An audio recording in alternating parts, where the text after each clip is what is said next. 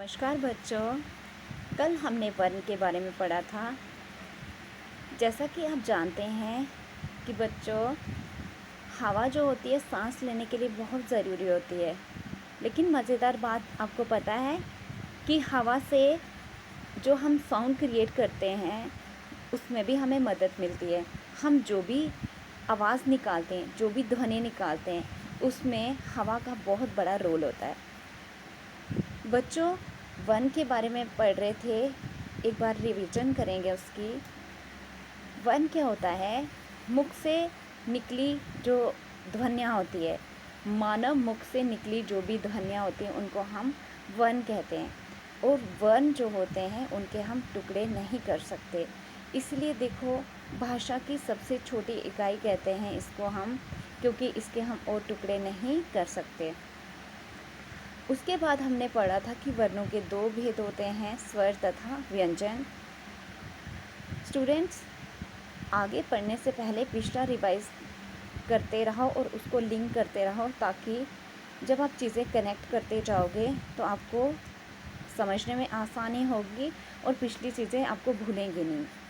मैंने आपको बोला था कि स्वर क्या होता है। जब हम स्वर का उच्चारण करते हैं तो हवा में कोई रुकावट नहीं होती है। यानी कि जब इ ऊ री ए ऐ ओ ये हम पढ़ते हैं, आप क्या कर सकते हो कि पढ़ सकते हो और आपको पता चल जाएगा कि जब हम ये स्वर बोलते हैं तो हवा में कोई भी रुकावट नहीं आती है। हम आराम से इन स्वरों को पढ़ सकते हैं। बच्चों, मूल रूप से जो स्वर होते हैं 11 होते हैं, लेकिन जो री होता है, री जो होता है, संस्कृत के शब्दों में इसका ज़्यादा प्रयोग किया जाता है। स्टूडेंट्स, संस्कृत का शब्द मैंने बोला, आपको पता है हिंदी भाषा में हमने बहुत सारे शब्द दूसरी भाषाओं के भी लिए हैं, जैसे संस्कृत के शब्द, अरबी फ़ारसी के शब्द। जब हम शब्द पढ़ेंगे तो उसमें ये बात मैं आपको समझाऊंगी।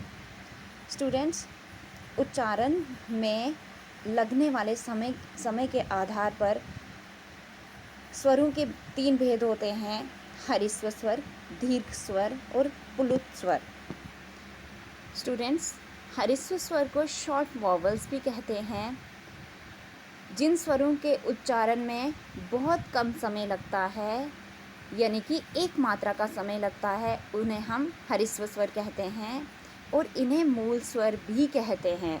और इनकी संख्या कितनी होती है? 4 होती है।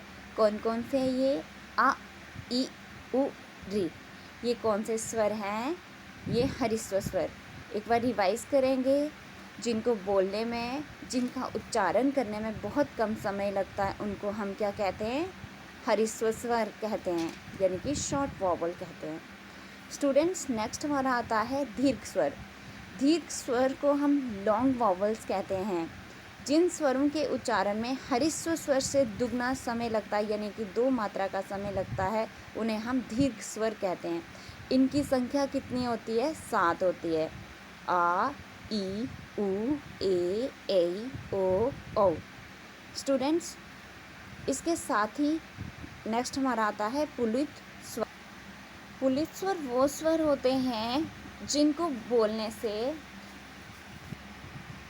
स्टूडेंट्स, जो पुलित स्वर होता है, पुलित स्वर क्या होता है कि जिनमें हरिस्व स्वर और दीर्घ स्वर के कंपैरिजन में ज़्यादा समय लगता है, यानी 3 मात्रा का समय लगता है या 3 से ज़्यादा मात्रा का समय लगता है, उसको हम पुलित स्वर बोलते हैं। हरिस्व स्वर और दीर्घ स्वर बहुत इम्पॉर्टेंट है पुलित स्वर समझने के लिए, इसलिए मैं आपको समझा रही हूँ। अगर किसी को लिखा हुआ नोट्स चाहिए तो मैं वो भी लिख दूँगी। तो जो पुलित स्वर होता है उसमें कितनी मात्राओं का समय लगता है? 3 मात्राओं, यानी कि तिगुना समय लगता है। जैसे कि ओम, जब हम ओम बोलते हैं तो उसमें ज़्यादा टाइम लगता है। जैसे हम बोलते हैं राम, तो यानी कि उनको बोलने में ज़्यादा समय लगता है। तो ये थे स्टूडेंट्स स्वर और स्वरों के भेद। ठीक है, मिलते हैं नेक्स्ट वीडियो में। Thank you so much.